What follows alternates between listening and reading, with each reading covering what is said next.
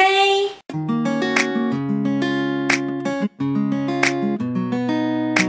Bonjour à tous, j'espère que vous allez bien. Aujourd'hui j'ai décidé de faire une petite vidéo qui m'est venue comme ça à l'esprit. Ça fait un moment que je me maquille, ça fait ouais 7 ans, 8 ans quasi que je suis sur YouTube. Et il est vrai qu'en termes de maquillage, j'ai fait clairement le tour. Est-ce qu'aujourd'hui, avec l'expérience que j'ai du maquillage, je serai en capacité d'apprécier des anciens produits? Voilà, des produits que j'utilisais quand j'étais ado ou les premiers produits que j'ai utilisés. Donc j'ai commandé certains produits qui m'ont parlé, qui m'ont rappelé certains moments et j'en ai sélectionné 4 exactement et je me suis dit on va se maquiller avec ces produits comme la Wendy qui avait 14-15 ans et un produit fond de teint que j'ai recherché et qui m'a parlé tout de suite, c'est le fameux Dream Matte Mousse donc de Maybelline. Je me souviens l'avoir acheté 3-4 fois et à l'époque la teinte n'allait pas du tout, c'était beaucoup trop clair et c'était en plus rosé avec un sous-ton rosé, donc j'avais le teint absolument gris et puis en plus je savais pas bien l'étaler, donc j'avais des démarcations, c'était horrible. Alors bien sûr puisqu'on est à l'ancienne, je vais l'étaler avec les doigts tant qu'à faire. Alors bon, ceux qui connaissent pas, c'est un fond de teint qui se présente comme ça, c'est comme une... ouais, c'est comme une mousse. J'ai peut-être un peu abusé sur la couleur. Oh. Parce que forcément à l'époque on n'utilisait pas... Oh, c'est horrible de s'étaler du fond de teint comme ça au doigt. On n'utilisait pas des pinceaux à l'époque nous. Oh, ça va la couleur, je m'attendais à pire. S'étale quand même bien. Et ce que j'ai tendance à dire comme ça, c'est que dans mes souvenirs c'était pire que ça. Là j'ai quand même l'impression d'étaler comme une crème hydratante en fait. Il est... Je sais pas comment vous expliquer en fait, quand vous l'étalez, il a tendance à se transformer en espèce de petit... de fond de teint hyper doux, enfin vraiment c'est hyper doux au toucher et en fait quand vous l'étalez il floute votre peau, ça c'est clair. Les peaux déshydratées ou sèches ça avait tendance à être catastrophique parce qu'il marquait tout. Et là, étrangement, alors après ils ont reformulé ce fond de teint. Justement c'est du coup plus intéressant pour moi de le tester. Oh, on évite d'en mettre dans les sourcils tant qu'à faire. Par contre je pense que sincèrement si t'as une peau grasse, je pense que ça doit luire à la fin de la journée. Je m'attendais vraiment à critiquer en fait parce que dans mes souvenirs c'était horrible. Alors je sais qu'ils ont revu la compo, alors du coup tant mieux parce que dans mes souvenirs c'était pas comme ça. J'avais des démarcations partout, alors à voir comment ça va donner à la fin de la journée. Mais comme ça ouais, j'aime bien en fait. Forcément je vais pas mettre d'anti-cerne parce que moi à l'époque quand je me maquillais avec ces produits là j'utilisais pas du tout d'anti-cerne. Généralement je mettais du fond de teint, du blush et du mascara et un petit gloss ou un petit rouge à lèvres. Donc on va passer du coup au blush. J'ai choisi pour moi celui qui représentait un côté jeune fille, boudoir, douceur, lollipop, avec cette odeur qui pour moi est absolument divine. Blush bourgeois. Qu'est-ce que j'ai pu baver devant les produits bourgeois quand j'étais jeune fille. C'est vrai que même à l'époque, si aujourd'hui tous ces produits nous paraissent plus si chers que ça, on a, je pense tous, un peu perdu la notion des prix. Parce que clairement un blush qui coûte peut-être une dizaine d'euros, c'est quand même cher. Et à l'époque, moi, m'offrir un blush ou que maman m'achète un blush à 10 euros, j'avais du bourgeois quoi, tu vois. Et maintenant aujourd'hui on n'est plus aussi extatique à l'idée d'avoir des produits de consommation courante qu'on va trouver en supermarché. Pour autant c'est vrai qu'il y a souvent des pépites et on est complètement imbécile parce qu'on les oublie, mais il y a tellement de choses sur le marché. Cet écrin qu'on connaît tous et toutes je pense avec cette petite brosse pour appliquer le blush. La teinte que j'ai prise c'est le rose éclat numéro 15 et voilà. Et vous savez quoi, il me rappelle ma grand-mère. Du coup comme je ne vais pas tricher, donc c'est un vieux rose. Qu'est-ce qu'ils disent Bourjois? Depuis 150 ans, la technologie Fard Cuit de Bourjois permet d'offrir aux femmes un fard à joues à la texture fine et légère, d'une transparence incroyable et à l'estompe parfaite, des nuances irrésistibles pour un résultat bonne mine, toujours naturel. Je crois que je pourrais sniffer. Vous savez, Bourjois devrait sortir un parfum qui sent ce fard à joues. Ça serait une odeur tellement délicate, tellement poudrée, tellement... Sissi l'impératrice, vous voyez. Oui, ne rigolez pas, j'adore Sissi l'impératrice. Est-ce que vous aussi, vous êtes du genre à regarder ce genre de série un peu cucu, un peu romantique avec ces femmes qui avaient ces robes et tout et qui étaient hyper sexualisées et tout, mais elles étaient magnifiques. Bref, peu importe. On va pas tricher, on va utiliser ce truc, ça va être une catastrophe. Mon Dieu, je vais utiliser ça. Ils n'ont pas changé, ça a toujours été le même truc. Enfin, sauf qu'avant c'était tout rêche, là c'est... Pour le coup je suis assez surprise. Parce qu'ils ont dû changer des trucs quand même depuis l'époque, parce qu'à l'époque c'était hyper dur et là c'est quand même souple. Allez. Je sais pas comment je suis censée utiliser ça. Alors déjà oui c'est vrai qu'ils étaient poudreux ces blushs, mais ils sont tellement beaux. Allez. Comment je suis censée utiliser ça? Comme ça? Ouais, comme ça.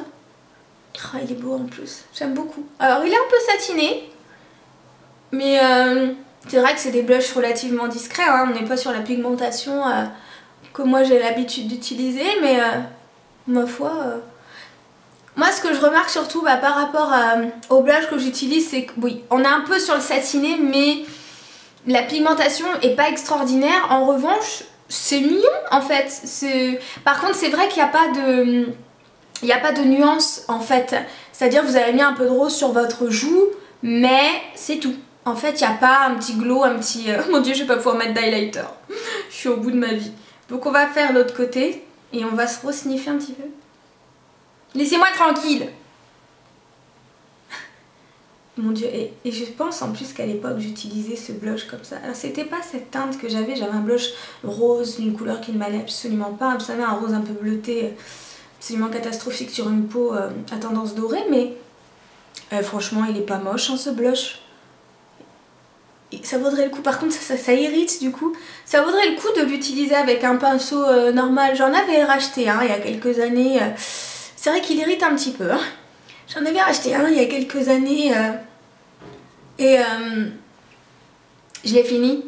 Pourtant c'est très rare que je termine tellement je l'ai aimé, c'était pas le beige. C'était pas cette couleur, c'était rose Sahara ou quelque chose comme ça. Il était un petit peu plus foncé. C'est pas mal du tout hein. Franchement, moi j'aime bien. Après oui, on n'est pas sur un teint glowy avec des choses qu'on a tendance à faire maintenant. Mais vous voyez, en fait, je serais capable de sortir juste comme ça. Et je trouve que c'est très frais avec les taches de rousseur. C'est vraiment... Bon après oui, les sourcils sont fake, mais je suis maquillée, mais j'en ai pas trop fait. Et je trouve ça très très mignon.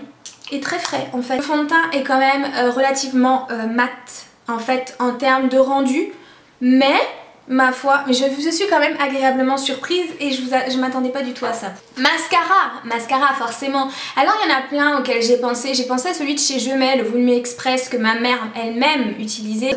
Je me souviens voir ma mère dans la salle de bain avec sa tenue de serveuse, avec son beau tablier blanc, sa petite jupe noire, mettre le Volume Express de Je Mets. À l'époque c'était même pas Maybelline, c'était de Je Mets en teinte bleue. Ma mère a les yeux bleus donc c'était vraiment horrible en y pensant, mais elle utilisait ce mascara bleu et elle a utilisé pendant des années. Et le Volume Express de Je Mets, je l'ai acheté plusieurs fois, mais en fait je me suis dit bon, celui-ci en fait je sais un petit peu le rendu qu'il a, j'ai envie d'aller sur autre chose et j'ai pensé à cette Révolution que l'on avait eu. J'aimerais bien pouvoir retrouver les dates, j'essaierai de chercher sur internet pour pouvoir essayer de vous insérer les dates. Si je le fais pas, c'est que j'ai pas trouvé les dates de sortie de ce mascara qui était une révolution parce qu'il avait deux couleurs. C'était ce mascara avec une base et ensuite le mascara c'était celui-ci de chez L'Oréal qui est le double extension. Je sais pas si vous vous souvenez, donc là c'est la version waterproof, vous avez l'autre version en noir. C'était le premier mascara dans mes souvenirs qui nous permettait d'appliquer donc une base blanche et ensuite le mascara basique. Donc je me suis dit ah oui, c'est vrai qu'à l'époque c'était un truc de malade. Alors dans mes souvenirs, ce mascara je ne l'aimais pas beaucoup parce que le blanc était difficilement camouflable, c'est à dire que quand tu avais mis le blanc, quand tu mettais le noir en fait ton cil était gris. Ton cil n'était absolument pas noir, il était gris. Donc entre temps c'est pareil, L'Oréal a reformulé certainement ce mascara parce qu'il est ressorti et on va voir ce que ça donne. Alors ils disent que la base, donc que c'est un mascara fortifiant extenseur à la céramide R. Je ne sais pas ce que c'est que la céramide R, mais apparemment voilà, mais ça c'est dû sortir dans les années 90. Donc on y va, je vais utiliser la base. Alors il faut savoir que je triche un petit peu parce que j'ai fait une cure de revitalash et il y a mes cils ont grandi donc je triche un petit peu. Donc déjà en plus comme j'utilise la base de chez Dior, je vais pouvoir comparer et vous dire si je trouve une différence ou pas. Alors oui, je trouve une différence sur l'application. Déjà Dior, quand vous mettez la base, il y en a tout de suite beaucoup plus. Après c'est Dior Show, hein, forcément c'est la gamme de ouf. Alors là c'est ouf parce que il apporte vraiment une longueur. Alors volume non, parce qu'ils ont tendance à dire volume, mais honnêtement des mascaras qui donnent du volume à part le Marc Jacobs, ça n'a pas 50 000. Si, il y a le Perversion de Urban Decay qui est très bien pour le volume. Et le dernier de cela que j'ai pris, en fait il y en a plein. Oui, j'ai lâché une rillette, mais comme vous ne l'avez peut-être pas vu, je n'ai pas fait de commentaire. Enfin si, du coup je viens d'en faire un. Quelle conne. Alors là, ce que je remarque tout de suite, honnêtement, je critiquais et je disais qu'au départ c'était moins fort que Dior. Et ben, en repassant un petit peu dessus, honnêtement, le truc il a apporté un volume à mes cils. Enfin, une longueur à mes cils, regardez, je pense que vous verrez suffisamment. C'est flagrant. Je pense que c'est flagrant, hein. Donc on va faire de l'autre côté. Dans mes souvenirs, c'était déjà plus sec que ça. Et on n'était pas sur une telle... comment dire, efficacité. Après, est-ce que c'est aussi ma cure qui favorise cette longueur de cils? Oui, parce que je le vois lorsque je porte du mascara, c'est complètement différent qu'au préalable. C'est très bizarre les cils blancs. Le noir, j'espère que le blanc va se cacher. Parce que dans mes souvenirs, c'était tellement sec que le noir n'accrochait pas.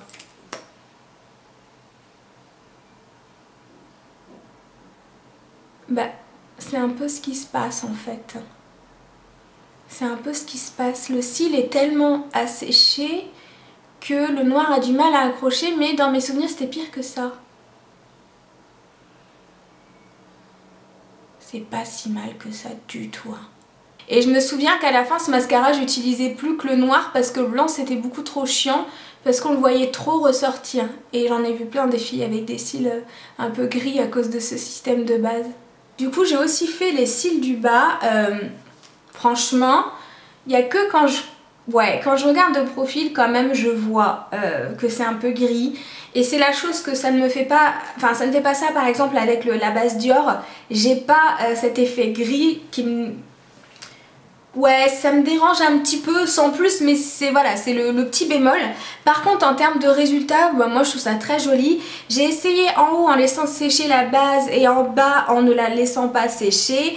Et c'est kiff kiff, honnêtement c'est kiff kiff.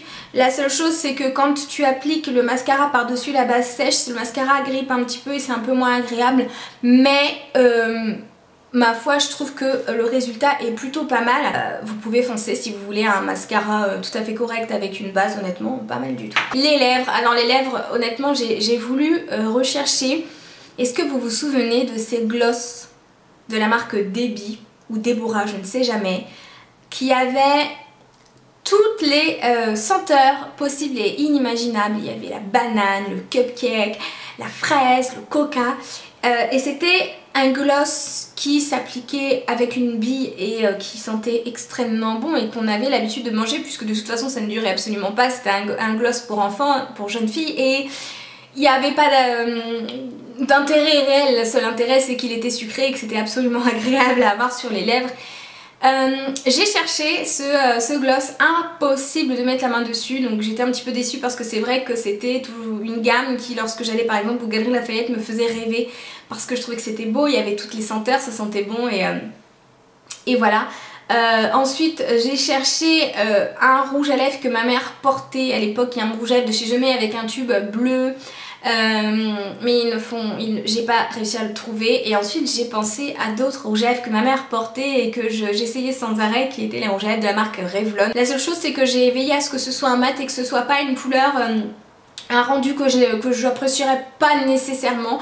Donc évidemment à l'époque les mats n'existaient pas, on était sur des rouges à lèvres extrêmement crémeux, vous savez, vous voyez la mamie à pékinois là, la mamie qui avait le rouge à lèvres qui débordait au-dessus, qui avait un rouge à lèvres un petit peu brique justement, qui débordait, qui allait dans les commissures de ses lèvres et qui était absolument atroce. Ce rouge à lèvres qui sentait un peu le beurre un peu rance. Vous vous souvenez de ces rouges à lèvres un petit peu, c'est sûr que vous en souvenez de ces rouges à lèvres Revlon, ou pas d'ailleurs, d'autres marques, et du coup je me suis dit bon, prends quand même un fini que tu aimes, la couleur on s'en fout, prends au pif, et je suis tombée sur une couleur en plus qui me plaît vachement, puisque c'est un rose hyper flashouille qui va très bien en plus avec comment je suis habillée aujourd'hui, puisqu'il est comme ça. Et les rouges à lèvres Revlon mat, je les ai jamais testés, et pour moi les Revlon c'est des rouges à lèvres qui ont toujours existé, peut-être pas en formule mat, mais en tout cas ils ont toujours existé. Donc moi je sais que j'en avais eu un à l'époque qui était bordeaux, mais un peu transparent, c'était une formule très bizarre, et ça sent rien là, ça sent rien. Je les ai toujours vus chez Monoprix ces rouges à lèvres là, donc on va voir ce que ça donne aujourd'hui. Je suis un peu sceptique, je sais pas, parce que je connais pas ces mats là. Ils marquent pas. Attendez, c'est le début, Wendy calme-toi. Attends. Oh bah il marque pas beaucoup hein.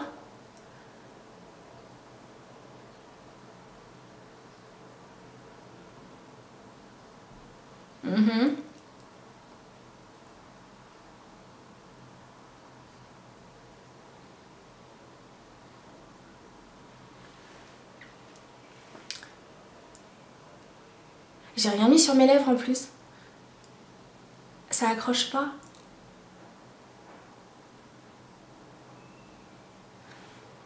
Attends.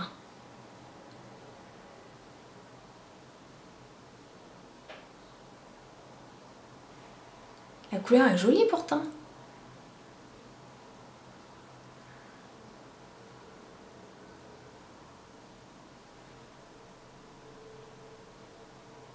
Il faut en mettre plusieurs couches quoi.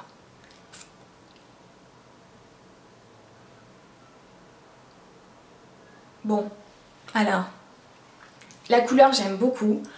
Le rendu, c'est pas mal. En plus j'aurais pas du tout tendance à aller vers ce genre de couleur maintenant. Et j'aime bien en fait ce que ça donne. J'aime beaucoup. Alors, par contre, là je suis obligée de comparer parce que les rouges à lèvres c'est j'en ai 130, un truc comme ça. Alors, absolument confortable. Absolument confortable pour un mat. Pour moi, il a un visuel mat, mais en termes de confort, on est plus sur du satin crémeux. Wendy, t'aurais juste pu retirer tes traces de mascara dégueulasse. Hein. Par contre, on n'est pas sur, il n'est pas très opaque en fait. Vous avez vu, j'ai dû le passer plusieurs fois et la couleur est quand même mise en transparence. C'est pas les mats que j'ai l'habitude d'utiliser. Maintenant, honnêtement, je le trouve vraiment joli et c'est vrai que pourquoi je parle comme ça, je ne sais pas. Et c'est vrai que j'ai pas tendance à acheter ce genre de couleur. Moi, j'ai plus sur des roses moins bleu, et là c'est vraiment un rose bleu et bah en fait j'aime bien parce que le fait qu'il soit quelque part en transparence, ben c'est plus naturel en fait. J'ai tendance à dire ça, ouais, j'ai tendance à dire que ça apporte un côté un peu plus naturel, un peu plus je dirais pas lèvres mordues parce que si on avait les lèvres mordues comme ça, hein, mais j'aime bien, il est très joli et du coup ça fait pas le mat qu'on a l'habitude de connaître qui fait vraiment schlack, vous voyez. Donc ouais, j'aime bien. Maintenant ouais, ce qui est un peu dommage c'est qu'il faut le passer 40 fois, ça me fait penser un peu à ces baumes teintés qui sont hyper colorés mais qu'il faut passer plusieurs fois, donc voilà pour le maquillage. Bah écoutez, moi personnellement bah je suis agréablement surprise, parce que j'étais vraiment négative, parce que ce sont des produits que j'ai déjà testés et qui m'ont jamais... Enfin qu'aujourd'hui je pensais pas pouvoir apprécier en fait. Et ce qui m'a vraiment le plus bluffé c'est bien ce fond de teint. Le mascara je le trouve vraiment bien, le blush je l'aimais déjà, donc pour rien vous cacher je l'aimais déjà. La seule chose c'est qu'effectivement ça manque un petit peu de... peut-être un peu de volume parce qu'on n'a pas d'highlight, parce que le teint est déjà mat. Et le rouge à lèvres, ce qui me marque, c'est ce confort. Il est hyper confortable. Donc vraiment, la gamme mat de Revlon fonctionne très bien. Donc dites-moi dans les commentaires ce que vous en pensez, s'il y a un produit vintage que vous utilisez depuis des années et pour lequel... avec lequel vous serez incapable, je vais pas réussir à faire cette phrase. S'il y a un produit dont vous ne pouvez absolument pas vous passer, que vous utilisez depuis des années, je vous invite à le mettre juste en bas. J'espère que cette petite vidéo vous aura plu, je vous embrasse et je vous dis à la prochaine. Bye bye.